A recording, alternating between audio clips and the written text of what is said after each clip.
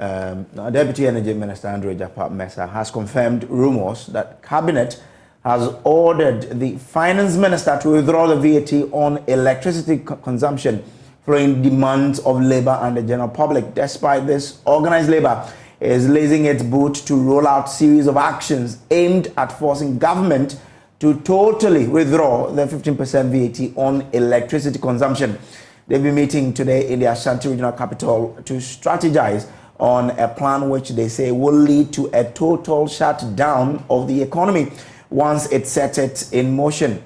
Let's take you to the Ashanti Regional Capital, Kumasi, where Organised Labour has been meeting today. Nana Boachi Yadom joins us live from there with more. Nana, what has been the plan so far by the regional TUC?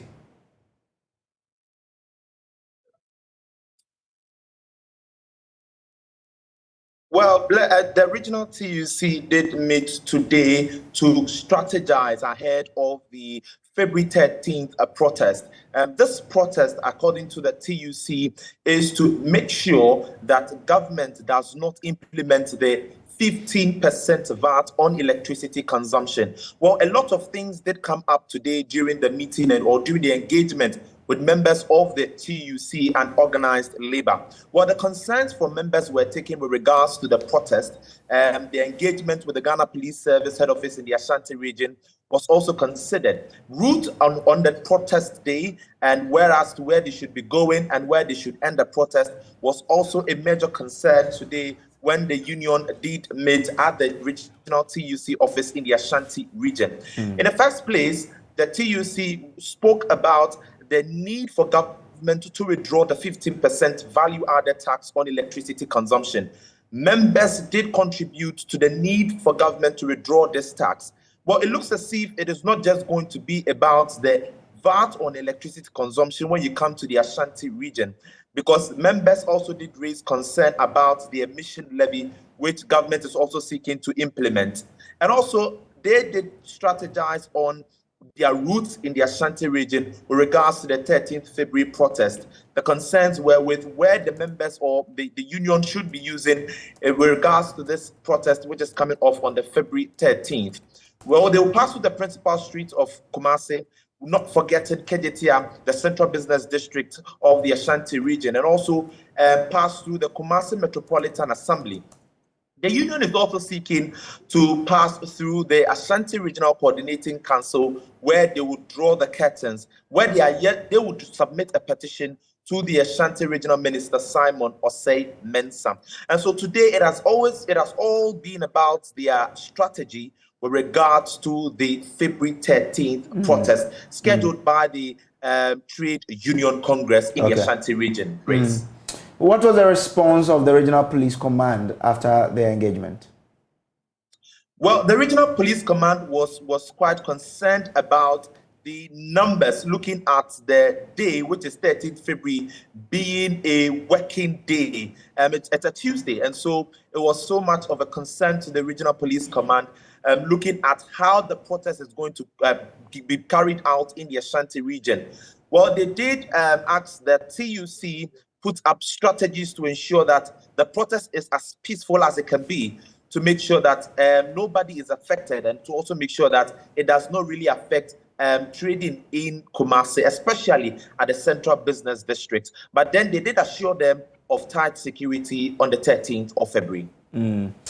Interesting. Let's see how that goes. Grateful to you, Nana Boachi Yadom, for joining us with that. Now, the position of Organised Labour is gaining massive support as Guta and now several society groups sent Ghana are backing it. Let's speak to Deputy Country Director, Dr. Emmanuel Eifa, who's joining us via Zoom now. Grateful to you, Doc, for joining us here. I mean, it's quite interesting. I think this will be the first time that we're having, a civil society like yourself, send Ghana, joining Organised Labour to say, let's protest against what government wants to do. I mean, government has explained that this is a way to raise revenue for us to get out of the situation we find ourselves. Why do you think it's something that government should withdraw when government has told all of us that this is how we can find some respite and rescue the economy? Thank you very much, my brother, and good afternoon to your cherished viewers. And thank you for the opportunity. Yes, Send Ghana, we stand in solidarity with Organised Labour not because we are not interested in any development that the country wants to embark on with the revenue that will be generated. It might interest you to know that we have been advocating for the need to generate enough revenue to prosecute the numerous development agenda of our country. And so we do not in any way would want to go against anything that we think will help enhance the revenue capacity of our country. In any case, our GDP to revenue ratio is very small. And so if we need to rope in more revenue, it is important. However, our concern has to do with this specific revenue measure, that is the VAT on electricity. SEND, as an organization that looks at the poor and marginal and the vulnerable, we think that slapping 15% on electricity is actually tantamount to deepening the already worst situation of almost every Ghanaian. And that is why we are adding our voice to this call. Okay. That no, yes, there are a lot of other avenues that government can look at. It might interest you to know that aside just this revenue, the 15%, you know that now there's an arrangement for every quarter, there's an adjustment in electricity and water prices. I remember the last one was in, I think, September or so. So that is already also going to happen.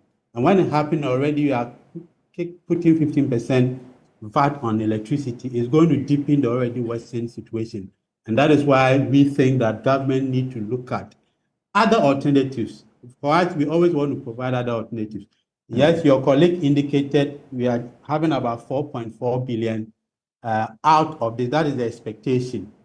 Yes, it is an IMF condition, but the IMF is not putting the gun on government to say that you should necessarily implement the 15% VAT on electricity.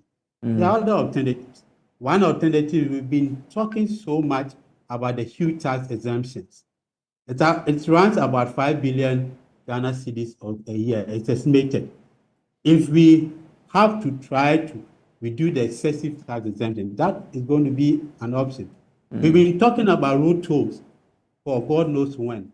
Ghanaians are not complaining about not wanting to pay road tolls. But up to now, the road toll implementation is not there. Although the amount that is projected to get from the road tolls previously wouldn't be as much. But we can look at certain efficiency means of collecting it, and that can also help us. And your colleagues also spoke about cutting down some excessive expenditure. I believe that we can also look at that. As for the other tax measures, we are not opposed to that. Our opposition has to do with the 15% on electricity. I mean, if you haven't had to compare, look at Spain, look at Belgium. There are information and data available there that shows that Spain, as even advanced as they are, they reduced there to 5%, Belgium to 6%. Okay. And so I think that we have to. And probably the last for me to end, I believe that the 15% has been in our books for quite some time now. You want to ask, why is it that the previous government actually came up with it, but they never implemented it? And this is the time that most Ghanaians are suffering. During the Kumbi era, I was, I think, in secondary school or so. I remember the argument at the time was that it is not bad to implement VAT, but it wasn't timely.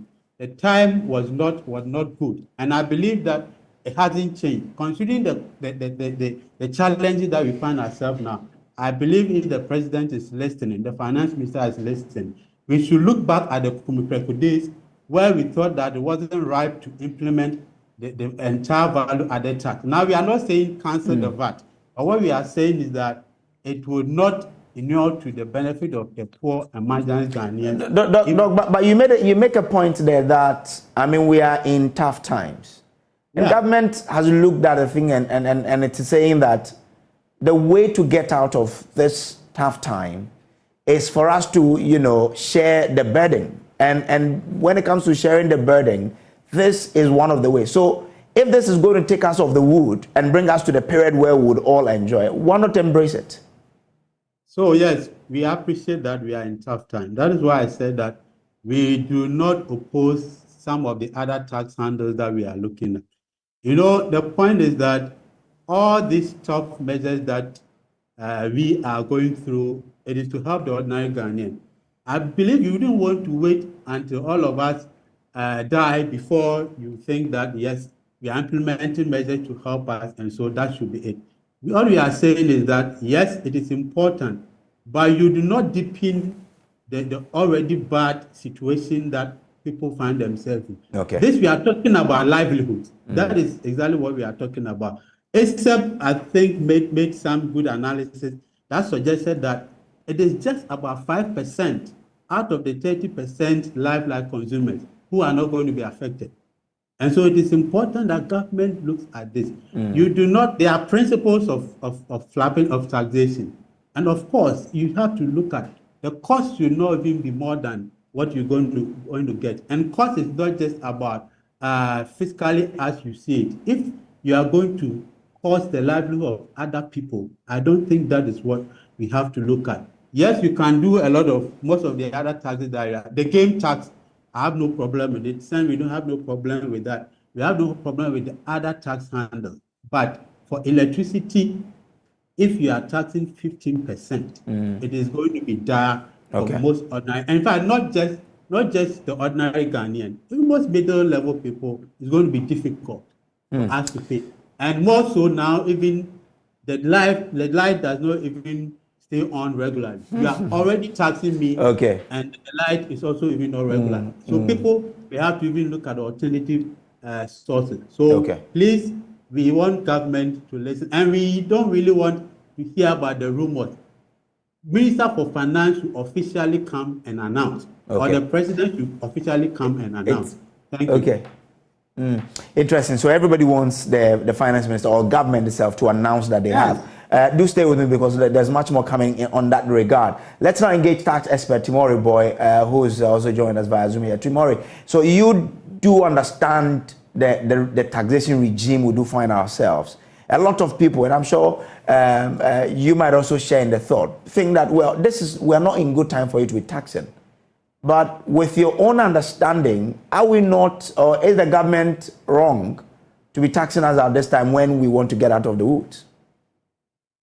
So for 26 years, this particular provision has not been implemented before. And so you wonder why we want to today start. I mean, from 1998, when we started having these provisions in our law. And even you can go back to 1994. Under 1994, the VAT law, which was scrapped by the Kumi Preko, demonstration, we said that electricity is so essential that we shouldn't even tax it. So under that law, we didn't even tax it. But we came to 1998 and then we decided to tax it. But for 26 years, we've not implemented it. Why now? That's the question we have to answer. The second question is, from 98 to today, we have had the rates gone up so much. We have had so many indirect taxes in between. So the ordinary Ghanaian is going to be overburdened, and there's a limit we can go. Yes, we propose it to the IMF, but I think that, look, we can always go back and renegotiate. And even if you look at the conditionality, IMF said we should look at medium to long term. He didn't say we should do everything at the same time. And I think that government should tread cautiously because you cannot stand the wrath of labor. Otherwise, we are going to bring the whole country into a standstill, and the damages we may have caused may not be, we can't recover it. Now, you said you were asking the question, why now? From your experience, aren't you able to tell us, or propose why the case that it is now? Because of the conditions that we do find ourselves. So look, I think if we have delayed it for 26 years and the country didn't collapse, I don't think we can, we need to rush. And I'm saying this because of the other taxes that we have introduced. You look at e-levy has come in, the emission levy has come in, a number of taxes are already in the system. Don't forget that industry is even paying for it now.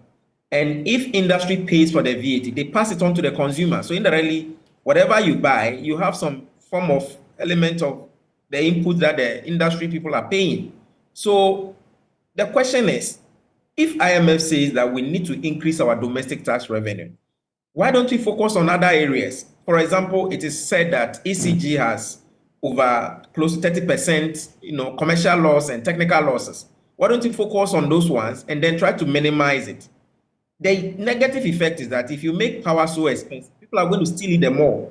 And ECG is going to suffer because if ECG is unable to control the technical or commercial losses and people can steal the power, at the end of the day, ECG must pay for the power that has been produced. Yet, you are not able to sell it and collect the money because people are stealing it. There's going to be power planning. People, if I'm going to sleep, I'll put off my fridge, or if I used to have air condition, I'll switch it off. So at the end of the day, there's production, but there's not going to be consumption.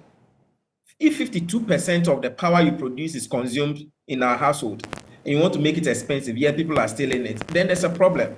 I think that we need to hasten slowly, engage. We are not saying that don't charge VAT on electricity consumption. We can adopt what other countries are doing.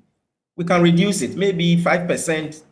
It's reasonable. 5% with the additional automatic tariff adjustment together will, cushion Ghanaians. But the states where we find it now, 22%, in addition to the automatic tariff adjustment, will be too much. And I think that's where Labour is standing, and they want to, do everything possible to stop it. Now, government is doing this because it needs money. We are saying that, when we tax the people, we are already suffering, and therefore government should hasten slowly in taxing us the more. What other creative ways then can government use to raise revenue so that government is able to drive us out of where we are today to the promised land? If you look at the 2023 budget tax policies, most of them have been focusing on indirect taxes. So the fear, like my brother said, is on the very, very poor person. Indirect tax affects us, and that's why we say it's regressive. Let's go back and refocus and rebalance the tax system, the tax mix. Let's do more of the direct taxes. We have ignored them, and we are not looking at them because we believe that that does not bring us the money as quick as possible. But I think that we can't do everything within this short term. We have to spread it and do things in the very medium to long term. You want to increase your tax to GDP ratio from 13% to 18%. That's a huge jump. Even the advanced countries, they can't do that within that short term. Yes, we agree that we need the minimum threshold of 15% for us to be on a developmental trajectory. But within that short term, you want to increase it from 13 to 18 to 20%. That means that you're going to introduce so many taxes which may negatively impact the economic growth that you actually intended. Interesting. I'm grateful to you, Timori, for joining us here with your thoughts this afternoon. Francis Timori Boy is a tax analyst. Now, we still have with us, the Vice President of Cent Ghana. So you had a tax analyst there. What would be your concluding remark to government? If the president is watching you now, what would you tell him? Yeah, so as I indicated earlier, I'll tell him that, Mr. President, you know that you actually have Ghana at heart, and that is why possibly you are thinking about using the 5% or so on electricity to show up our revenue. But maybe what you fail to consider had to do with the fact that it may rather deepen the already worse situation of Ghanaians. Okay. And so what we are saying that with immediate effect, it's important to withdraw that and look at other measures that we can use to raise revenue. I.e., we spoke about the need to at least bring back the road tolls to give us some money. That is not regressive. Remember, my brother who just ended spoke about regressive. That is more progressive. We are saying that the huge excessive tax exemptions that we grant to most of the multinationals, we need to look at it. And most of these ones, in fact, they don't even need it, but we grant it onto them. As an economist, I know that there's wisdom in tax exemptions, but the way and manner that we grant tax exemptions in this country is not what is the best practice, so to speak. Another has to do with the fact that we also need to look at the other side of the equation, and that is expenditure rationalization. Okay. We need to, as much as possible, try to cut expenditure. We've said this several times. Hardly do we find government looking at that side. It's always about the revenue. Okay. We are not against generating revenue. We are in support of something like the COVID-19 health levy to use that to help with public health emergency fund. We are in support with most of the revenue measures that have come up, but we are not in support of this 15% VAT because it is the ordinary Ghanaian that is going to suffer. Kofi tells us that when it comes to the tax exemptions, the IMF, brought that up, and therefore there's going to be a change in that they are going to scrap some of these tax exemptions, right? From what we learned, that they are going to take out some of the tax exemptions from some of these entities. I'm sure it's going to fall in line with what Doc is telling. Doc, I'm grateful to you for joining us here.